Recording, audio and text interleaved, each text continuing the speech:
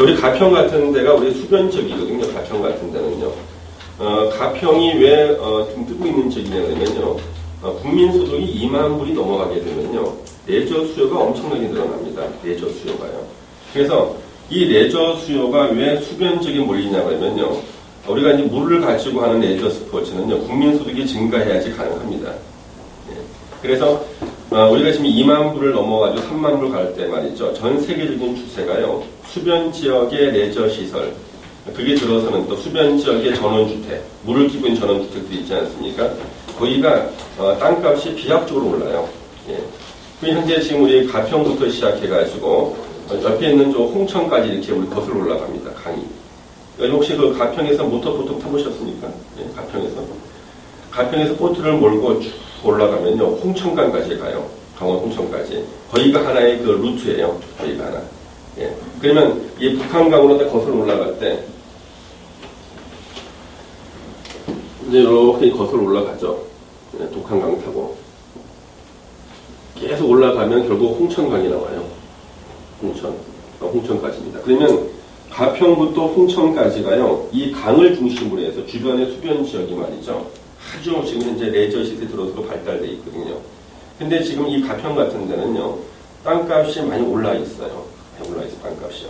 그래가지고 이쪽에서 이제 좋은 땅 같은 경우는요. 언뜻 보면 하자가 있는 땅이 사실 좋은 땅들이 있어요. 이게 왜냐 그러면 자 네모 반듯하고 옆에 도로 잘 나와 있고 여기다가 건물 잘 지을 수 있는 땅값이 엄청 올라가 있겠죠.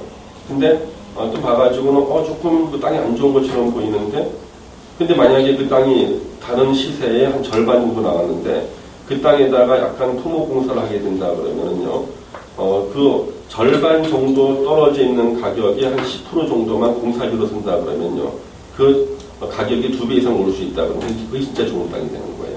그러니까 완벽하게 갖춘 땅 너무 비쌉니다. 그래서 가평 쪽에는 땅값이 많이 올라져 있고 현재 많이 저평가되어 있는 데가 여기 이제 홍천 쪽이에요. 왜냐하면 강원도도 말이죠. 강원도 지금 형성 같은 데는 별로 안 좋아요. 형성 같은 데가 왜 물을 끼고 있어야 되는데 현재 홍천 같은 경우는 홍천강 주변의 수변 지역이 거기 보면 이제 골프 연습장, 골프장도 많이 들어서 있거든요. 거기가 이제 레저 시설이 계속 만들어지는 것이 홍천강이 깊지가 않습니다. 사람들이 굉장히 괜찮단 말이에요. 그 주변에 이제 전원주택 같은 곳이 들어서는데 그쪽에 들어서는 이 전원주택 같은 것은요 특징이 뭐냐면요 요즘에 이 전원주택은 자기가 한 달에 바빠가지고 한 달에 한 번 갔어요. 그럼 전원주택 사놓고 난 다음에 한 달에 한 번 가면 이거 가치가 있습니까? 없죠. 그러면 나머지 29일은 어떻게 해야 돼요? 29일은 1번 그대로 방치한다. 2번 임대를 한다. 어떻습니까? 임대해야 하는 거죠. 그래서 요즘에는 전원주택이 바로 수익형 부동산이세요. 전원주택이. 그래서 전원주택이 자기가 쓸 때는 전원주택이고요. 본인이 안 쓸 때는요. 요즘에는 그 전원주택은요. 벌판에, 산에 집 한 채 달랑 있는 게 좋을까요? 아니면 이렇게 단지가 만들어져 있는 게 좋을까요? 단지가 좋은 거예요. 근데 단지가 독립돼 있어야 돼요. 그러니까 구조가 어떻게 나와야 되냐 그러면 구조가 어떻게 맞아야지만 가장 좋은 게 되냐 그러면요. 전원주택은 강에서 약간 떨어진 곳에 이렇게 단지가 만들어져 있고요. 단지에 출입구가 이렇게 있어야 돼요. 입구에서 관리하는 관리인이 있어야 돼요. 그리고 나서 이게 쪼개져 있어야 돼요. 이렇게. 그래서 여기 집이 한 채 이렇게 있고 집 앞에는 잔디밭이라든가 텃밭 있잖아요. 상추도 좀 뿌려놓고 고추도 좀 심어놓고요. 이런 식으로 돼 있는 곳이 제일 좋아요. 그러면 여기서 이제 관리하는 관리인 한 사람이 말이죠. 이분이 주인이 나 언제 온다 그러면 그날은 깨끗하게 청소 다 해놓습니다. 비워놓고 나머지 한 달에 한 번 오면 29일 어떻게 하는 거예요? 임대. 그러니까 임대할 때 뭐 하룻밤에 뭐 성수기 같은 데는 12만 원도 받고 그러잖아요. 예. 비수기 때는 한 6만 원씩 받고 임대하는 거예요. 임대하고 관리하는 사람한테 좀 깨워주면 되겠죠? 조금씩. 그럼 이 사람이 말이죠. 다 넣어줘요. 자기가 다 인터넷으로 다 해가지고 다 넣어주는 거예요. 근처에 물놀이 시설들 다 있단 말이야. 이런 식으로. 그래서 이게 수익형 부동산, 이게 상당한 수익이 많이 나와요. 본인이 쓸 때는 본인의 별장이고요. 예. 그래서 이쪽에서 수건이라든가 빨래 같은 거 다 해서 항상 깨끗하게 다 정리해 놓습니다. 관리. 자, 이러면 산 밑에 혼자 있는 전원주택이 있죠. 방범의 문제 생겨요. 언제 죽을지 모릅니다. 요즘 같은 세상에. 그렇잖아요. 예, 관리도 안 되고요. 벌레도 많이 필 수도 있고. 근데 이 단지형 요즘에 전원주택이 이 수익형으로 가는 거예요. 이런 것들 여러분들 한번 생각해 보시고. 그 지금 현재 여기 RSS에도 지금 홍천강 주변에다가 개발하는 곳이 있는데요.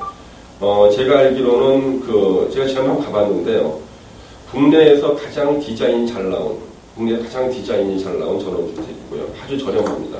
한 1억 한 2천만 원 정도는 텃밭까지도 갖춰져 있는 것을 분양받을 수가 있어요. 이쪽에. 지금 홍천강에. 그래서 지금 여기 홍천까지가 괜찮은 곳이에요. 홍천까지가. 강을 끼고 있기 때문에요. 그래서 가평에서 북한강을 타고 보트로 가면 홍천강까지 가거든요. 예. 그러니까 보트로 이동할 수 있는 곳이 제일 좋은 곳입니다. 주변 지역이에요. 예, 이런 곳들이 참 괜찮고. 그래서 제가 생각하기에는 지금 세종시 같은 경우는요. 주변에 규제가 많이 묶여 있어요. 세종시 주변에는요. 규제 없는 땅들은 약간 저평가되어 있는 땅들도 있고요. 세종시.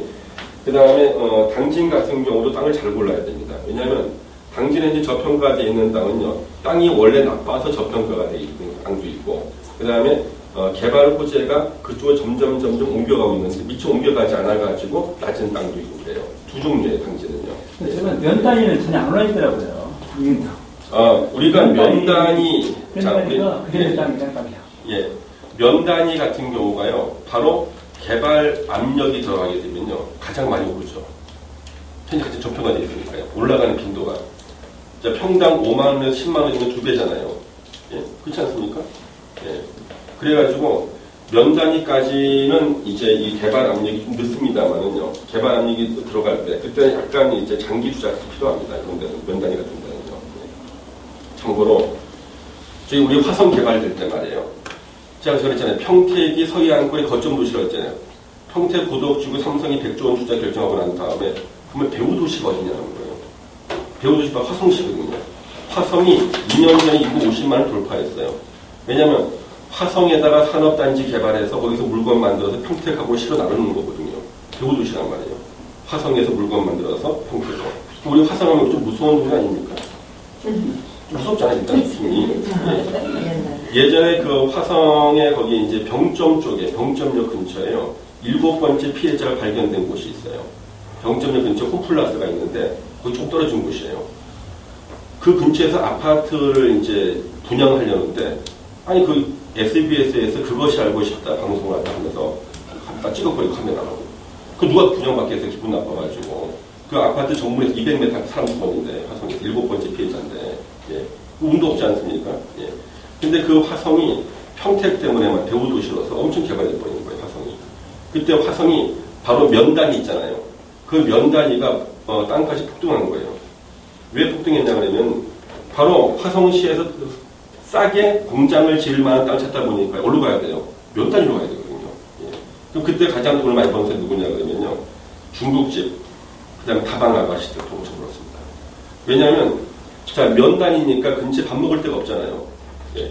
거기서 이제 사람들 와가지고 개발하는 거. 우리가 흔히 한밭집이라고 그러죠. 밥 해주는데 공사하는 사람들이 수백 명이 공사를 하는데 이 사람이 밥 먹을 데가 없는 거예요. 면단위. 그래가지고 중국집에서요. 밥차를 만들었어요. 중국집인데 시내에 있는 중국집에 밥차를 만들어서 점심때 가면은 이제 밥을 싣고 가는 거예요. 싣고 갈 때 다방 아가씨들 싣고 가요. 다방 아가씨들도. 아가씨들에게 이제 그 우리 흔히 화성에서 말하는 그 용어가 비행접시라는 게 있었어요. 비행접시가 뭐냐 그러면 오봉이죠, 오봉. 오봉에다가 커피 포트를 이렇게 담아. 예, 그 다음에 여기 커피잔 이렇게 해가지고 2잔 시키면 3잔 가져가지고 이렇게 해서 이렇게 이제 보자기로 쌌습니다. 이것을 비행접시라고 불러요. 그래서 비행접시 2대, 그러면 비행접시에 아가씨 2명이 들고 가는 거예요. 그래서 거기에 화성이 개발될 때 면 단위가 땅값이 막 오르고 거기 사람들이 들어서지 않습니까? 그때 중국집에서 그 밥차 하시는 분하고 이 다방 아가씨들이요. 보통 1년 계약으로 서울에서 내려나가죠. 다 서울 아가씨들이에요. 내려온 아가씨들인데 여기서 1년에 한 달에 1,000만원씩 벌고 왔어요. 아가씨들이요. 엄청나죠, 그렇죠? 이거 개발되니까 땅 주인은 땅값 오르고, 예, 밥집 사장은 밥차 운영하고, 다방 아가씨들이, 전국 아가씨들이 다 화성 다 몰린 거, 화성으로 다 몰린 겁니다. 집 떠나서 오랫동안 고생하시는 아저씨들 말이죠. 커피 한 잔씩 마시고, 노닥거리지 않습니까, 그렇게. 무슨 예. 몇 년도 맞는데 몇 년도에 그래? 벌써 한 5년, 6년 됐죠. 예, 한 5년 됐죠. 예. 그래서 2년 전에 화성이 50만 돌파해버린 거예요. 예, 그래서 지금 이 화성 같은 경우도 아까 말씀드린 면 단위가 오르지 않는 게 아닙니다. 면 단위가요. 그 다음에 지금 평택 같은 경우 땅가 많이 올라 있어요. 평택 같은 경우가요. 그래서 가평 같은 경우도 마찬가지. 근데 항상 그 틈새 시장을 노리셔야 됩니다. 저평가되어 있는 땅으로 가셔야 되지. 제가 안타까운 사람이 상투 잡는 사람. 다 올라가는 겁니다. 최소한 허리에선 잡아야 돼요. 그 다음에 이제 또 한 가지 아쉬운 게 뭐냐면, 허리에서 잡으면은 이만큼이라도 오르잖아요. 자기는, 발바닥에서 사겠다는 거예요. 평생 못 삽니다. 사람 욕심은 발바닥에서 사서 머리 꼭대기에서 살고 싶거든요. 이런 사람은 평생 부동산 투자 못 해요. 허리에서 사서 목에서만 팔아도요, 이거 2번, 3번, 이거 2번만 하면은요, 발바닥에서 머리 사는 거 똑같잖아요. 그렇죠? 그래서 허리에서 사서 목에서 파는 정도, 이 정도만 몇 번 하시면 돼요. 역시 맞습니다. 그래서 다 괜찮은 지역이고요. 우리가 그 토지 투어 갈 때 다 지나갈 지역들이거든요. 그러니까 이거는 한번 투어 가서 보시면 땅 번호 좀 늘리시면 되겠습니다. 괜찮습니다. 그 다음에 또 질문하신 분들이 박창경 선생님, 예, 집을 지을까 매매할까 고민 중. 현재 땅을 갖고 계시나 보죠? 예, 어디 쪽에 땅을 갖고 계신가요? 예? 예? 평택에. 예. 이걸 안성시 원통이었지. 예? 행정은 안성시 원통이었는데요. 그냥 안성시죠? 네, 평택으로다가 이렇게 모든 것이. 현재 행정구역은 안성이란 말이죠. 네. 예. 안성에 지금 집을 지을까 매매를 할까 고민 중이다. 그러면 그 토지에 대해서 한번 분석해 보신 적 있으세요? 토지에 대해서? 네, 어제 좀 같이 가서 그러니까 토지용 계획에서 가지고 한번 분석해 보셨습니까? 그러면 여기 감정평가도 받고 그랬어요. 아, 같은 바꿔요. 예. 대충. 예? 감정을 해가지고 대충 나오고 그랬거든요. 예. 그 감정평가하고 그 토지평가는 틀려요. 감정평가는 땅 가격을 평가하는 거고, 그 토지의 활용도, 여기다가 건물을 짓는 것이 가장 수익이 높을 것인지, 이것을 지금 팔아야 될 것인지, 건물을 지어도 어떤 건물을 지어야 될 것인지, 그것은 토지 평가를 해보셔야 돼요. 토지 분석을 해야 되는 거고요. 그래서 지금 어디에 있는 땅이다, 이걸 갖다가 집을 지을까 매매를 할까? 예? 낙엔날 비싼. 그렇게 마련하면 안 돼요. 나중에 직원이 있어야 됩니다. 예. 왜냐하면 땅도 말이죠. 똑같은 땅이 하나도 없어요. 예. 그건 하나도 없습니다. 우리 바둑 기사가 평생 프로 기사가 바둑을 뒀는데요. 한 번도 똑같은 판을 둔 적이 없대요. 평생 바둑만 둔 사람인데. 이 땅은요, 똑같은 땅이 하나도 없어요. 예. 대충 어디에 있는 땅이다 그래도, 예, 그건 하나도 없습니다. 그래서 딱 지번을 갖고 나서 그 지번 가지고 토지용 계획항에서 가지고 분석을 하면은 그 땅의 컨디션이 나올 거예요. 이 땅은 어떤 용도로 쓰면 제일 좋겠다. 힘기지 않습니까? 여러분 그런 게 있죠. 왜? 우리 소고기나 돼지고기도 부위에 따라서 장조림하기 좋은 살이 있고, 그렇죠? 예, 갈비도 있고, 볶아 먹기 좋은 것도 있고, 다 틀리지 않습니까? 예. 국거리 가지고 딴 건 안 되잖아요. 예. 똑같은 거예요, 토지가요. 그래서 토지도 한 번씩 분석이 필요합니다. 그래서 지금 여기 그 아래색 같은 경우는, 여기 이제 자주 좀 이렇게 방문하시고 이런 분들은 비공식적으로 이런 것도 좀 도와드려요. 분석을 해드립니다, 이렇게. 예, 이거는 분석이 필요할지라도 좀 도움을 청하면 되겠네요. 예, 아주 저렴한 비용으로. 예. 왜냐하면, 우리 보통 보면 이제 건강진단을 받지 않습니까? 예. 저도 1년에 한 번 건강진단 받는데요. 토지도 진단을 받으셔야 돼요. 왜? 토지가요, 수시로 가치가 바뀌어요. 사람 몸도 토지로 바뀌잖아요, 건강이요. 왜 토지가 바뀌냐 그러면, 나라의 부동산 관련 법률이 바뀌기 때문에, 쓸모없는 땅이 쓸모 있는 땅으로 바뀌는 경우도 있고요. 예. 그러니까 있다가 나쁜 땅이 되는 수도 있어요. 갑자기 규제가 묶여버리는 거예요. 그런 경우도 있습니다. 진짜 좋은 임야인데, 진짜 좋은 임야였어요. 아버님 돌아가시면서 물려준 임야인데, 그 임야에 그 백로가 한 2마리 날라온 거예요. 백로가. 그러니까 동네 할아버지가 그 산에서, 자기 산도 아니에요. 백로 둘러 이 길주라 그러면서 먹이를 준 거예요, 먹이를. 먹이를 주니까 친구 수십 마리를 데리고 다시 날라온 거예요. 근데 지역에 보면 우리 사진 작가들 있잖아요. 그걸 찍어서 신문회사에 보내는 거예요. 그래서 그 땅이, 그 임야가 야생생물 특별보호구역 지정돼 버렸어요. 야생생물 특별보호구역 지정되면 땅값이 10분의 1로 떨어져요. 평당 20만원 나가던 임야가 평당 10,000원 떨어져요. 그 할아버지 때문에, 동 할아버지 때문에. 이런 일을 제가 2번이나 봤어요. 2번이나. 그런 일이 굉장히 많아요. 예. 자, 그러면 보세요. 자기는 이제 모르고 있죠. 자기 땅이, 자기 임야가 야생생물 특별보호구역 지정되면 모르잖아요. 나중에 그 임야 팔려고 했더니요. 살려는 사람이 그냥 살까 하다가 우리 같은 이 회사에 오셔가지고 그 이제 분석 비용을 내고 이것을 갖다가 분석을 대한 거예요. 그래서 이제 분석을 다 해보니까 세상에 이거는 전혀 어떠한 개발 허가도 안 나오고 그 임야에서 할 수 있는 것은요 산책하고 숨쉬기밖에 안 돼요. 예. 그래서 이제 항의 전화가 오는 거예요. 이는 사기꾼 같은 사람. 산책하고 숨쉬기밖에 안 되는 산을 갖다가 얼마에 팔려고 했다면서 내가 그 분석하는 큰일 날 뻔했다는 거예요. 그러면 그분은요 자기 땅은 항상 똑같은 줄 아는 거예요. 땅은 계속 바뀌어요. 각종 규제 때문에.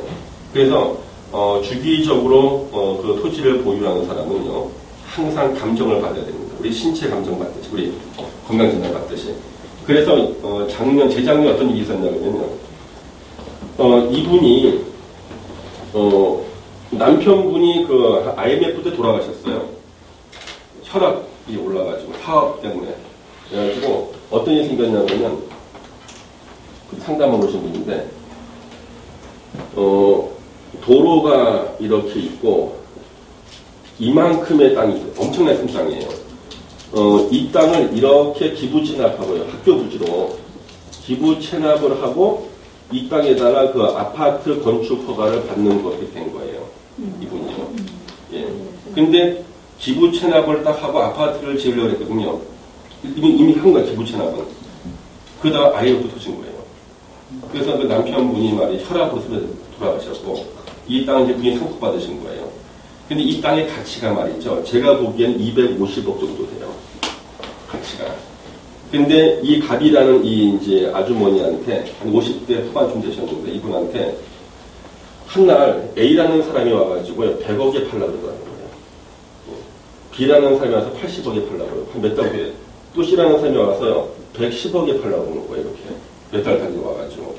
자, 그러면 이제 요 갑이라는 아주머니 머릿속에는 이 땅을 얼마라고 평가하겠어요 보면 최저 80에서 최고 110억 사이다 생각하고 있겠죠. 그렇죠? 이 아주머니한테 와서 120억에 사겠대 누가. 이분이 팔아 안 팔아요? 얼른 팔려고 그랬겠죠. 이때 전 찾아온 거예요. 그래서 제가 한마디 줬어요. 팔지 말아라. 그러면 요 A, B, C는요 같은 팀이에요. 이 사람들이. 같은 팀이 바로 이게 바로 토지 작업한 거예요. 이 팀이 와가지고 기획부동산이에요. 그래서 3, 4개월 정도 단위를 두고 차례로 와서 한 사람은 100억 불러, 저는 80억, 나는 110억 이렇게. 그럼 저 아주머니는 자연스럽게 저 땅이 80억에서 110억 정도 사이다 생각할 때 누가 와서 120억 그러면 파괴당하는 거죠. 이거 사기죠. 그럼 이게 사기죄 처벌됩니까? 절대 아니죠. 땅 사기 산 건데요. 땅이 산 건데요. 이렇게 작업하는 거예요. 그러면 이 분이 만약에 이 토지에 대해서요 한 1년이나 2년에 한 번 정도 평가를 받는데 아무래도 한 3, 4년에 한 번 평가를 받아야 돼요. 이 토지의 가치에 대한 평가예요. 바뀌다 보니까. 그러면 이제 평가받으면 앞으로 2, 3년 후에 이런 규제가 들어갈 겁니다. 이에 대비하십시오. 나온단 말이에요. 현재는 이런 상태고 현재 가치가 어느 정도 나오는데 250억짜리 땅 평가는 한 1,000만 원 정도는 쌉니까 비쌉니까? 250억짜리 땅을 평가하는데 1,000만 원이면 싼 거예요 비싼 거예요? 엄청 싼 거예요. 왜? 250억짜리 땅을 갖다가요 평가를 안 해가지고 230억에 파는 땅이죠. 20억 손해보는 거죠. 그렇지 않습니까? 손해예요. 250억짜리 땅 평가에서 260억에 팔면 엄청 이익이죠. 그렇지 않습니까? 250억은 별로 괜찮아요. 제값만 받아도요. 근데 이 1,000만 원이 아까워가지고 동네 부동산에다 물어본 거예요. 그 근처 부동산에. 이 부동산은 누구하고 친할까요? A, B, C하고. 예. 이분이 가서 동네 부동산 물어볼 곳에 이미 얘기 말 다 맞춰놓은 거예요. 그분이 움직이면서 물어볼 만한 곳에다가. 왜 근처 부동산 물어보니까요. 그래서 저 부동산은 얼마에 거래된다고 얘기했어요. 이런 예상하시는 거예요. 그래서 항상 토지 같은 경우는요. 우리나라 토지의 규제가 6,000가지예요. 6,000개 정도의 규제가 있어요. 이 규제가 계속 바뀌어요. 규제가. 그래서 가치가 있는 땅이 없는 땅 됐다가 없는 땅이 있는 땅 돼요. 근데 갑자기 자기 땅을 갖다 누가 팔라 그러는 거예요. 자기 땅을 갖다가. 그래서 자기 땅이 평당 20만 원짜리 땅이었는데 한 5년, 6년 전에 평당 한 22만 원 주겠다. 팔려다가 뭔가 찜찜하거든. 전 상담하러 오신 분이 있어요. 봤더니 그새 규제가 풀려있네. 그새. 분석해보니까요. 본인 모르는 거예요. 지금 땅 가치가 50만 원인데 본인은 모르는 거예요. 이런 일이 발생하는 겁니다. 만약에 그분이 그걸 팔았으면 아마 밤잠 못 자겠죠. 그래서 이런 일이 비일비재예요. 땅은 특히 땅값의 변화가 심하거든요. 규제가 들어갔다, 규제가 풀렸다기도 하고요. 그러니까 이것을 갖다 평가를 해야 되고요. 최소한 자기가 그 상담받을 만한 그런 동네 부동산도 있잖아요. 동네 부동산 같은 경우는 동네 전월세밖에 동네 아파트 시세만 잘 알잖아요. 이런 것들 같은 경우는 부동산 전문회사 아니면 이것을 판단해줄 유력이 없어요. 그러니까 여기에는 우리 지금 RS 같은 경우는 부동산 전문가들이 굉장히 많습니다. 그래서 여러분들이 고정적으로 자기가 부동산 투자를 하시든 자기 부동산 관리를 하시든 부동산을 팔든 사든 이럴 때 고정적으로 단골 이렇게 회사를 만들어 놔야 됩니다. 그래야지만 본인이 확실하게 관리를 받을 수가 있어요. 저 같은 경우도 저는 여기 연세 S병원이라고 있어요. 연세 S병원. 여기 논현역 쪽에 하면은요. 거기가 제가 이제 매년 가서 건강검진 받는 거예요. 제가. 그래서 제 그 건강검진 받은 그 데이터에 이렇게 쌓여 있잖아요. 그러니까 작년하고 올해하고 어떻게 바뀐 거 계속 누적되니까 한 군데서 제가 고정적으로 계속 건강검진을 받아요. 옮겨 다니면은요.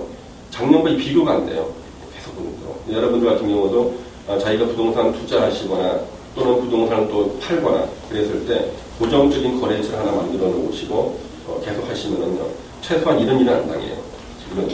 이런 일만 안 당해도 그 어딥니까? 그렇죠? 예. 그래서 그런 것들 제가 좀 권해드리고 싶고요. 예. 지금 여기 집을 지을까 말까 그런 문제가 있고. 보니까 오늘 질문이 요거 2개밖에 없는데요. 그거 외에도 여러분들 궁금한 거 있으면 제가 질문 하나만 더 받도록 하겠습니다. 예.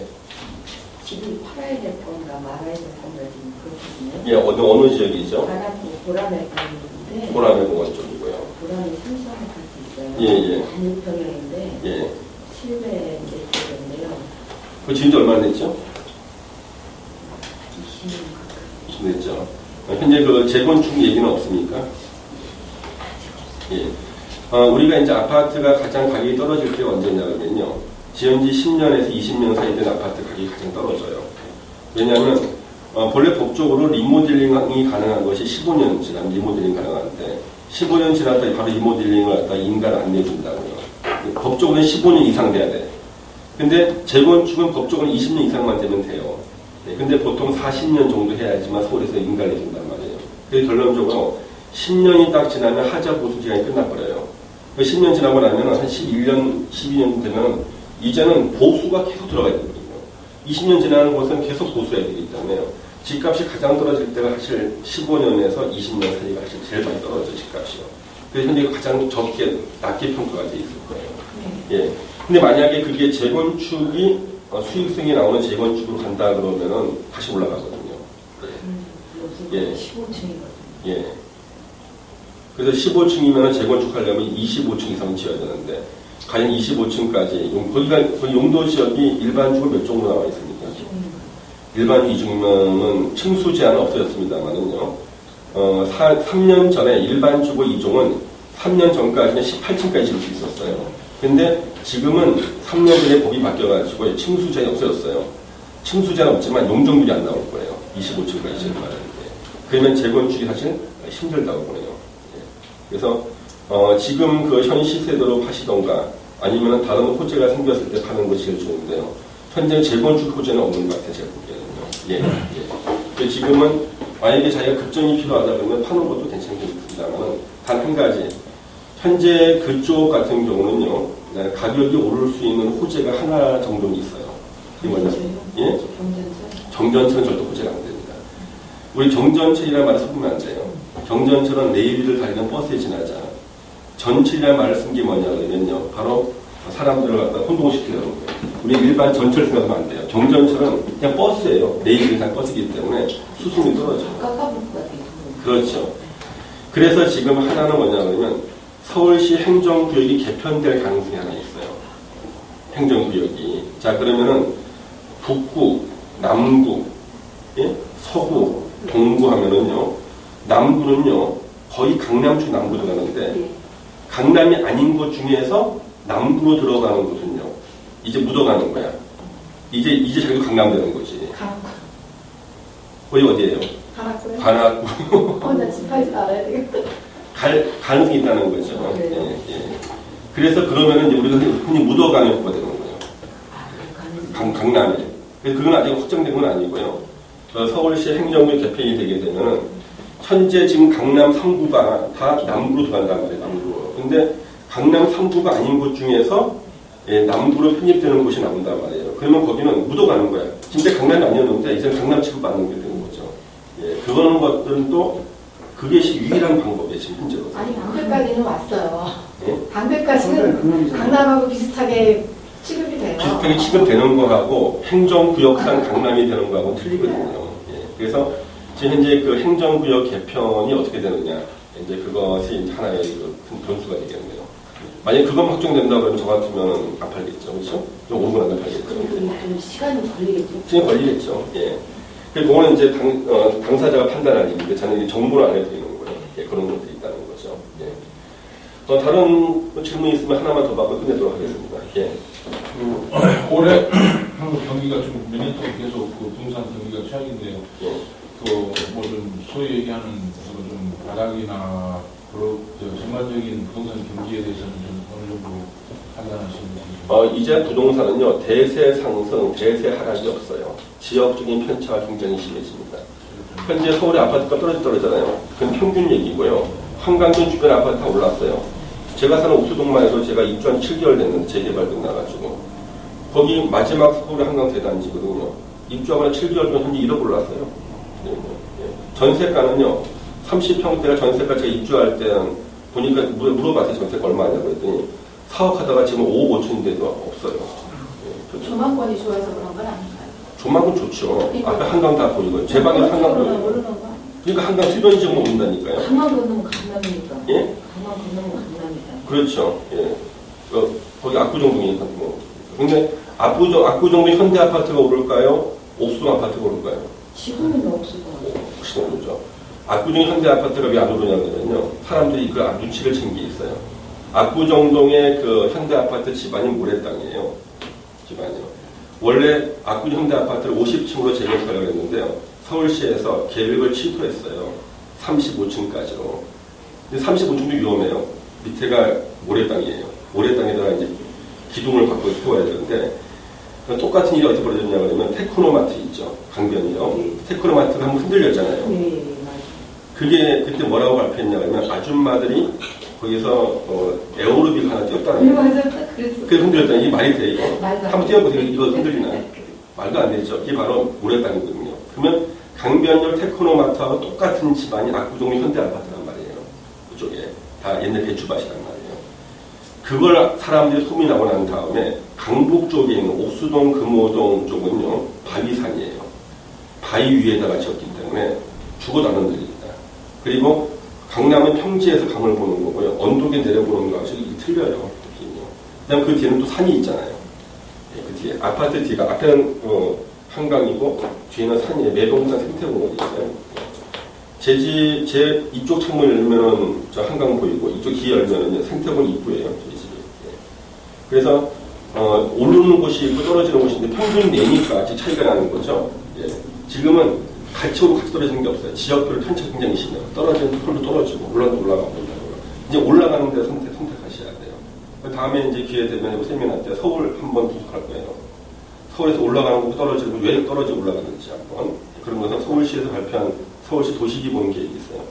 그거 분석하게 되면요. 서울 올라갈 곳하고 떨어질 곳 다시 정리할 수 있겠습니다. 오늘 여기까지 또 하도록 하겠습니다. 자, 수고 많습니다. 감사합니다.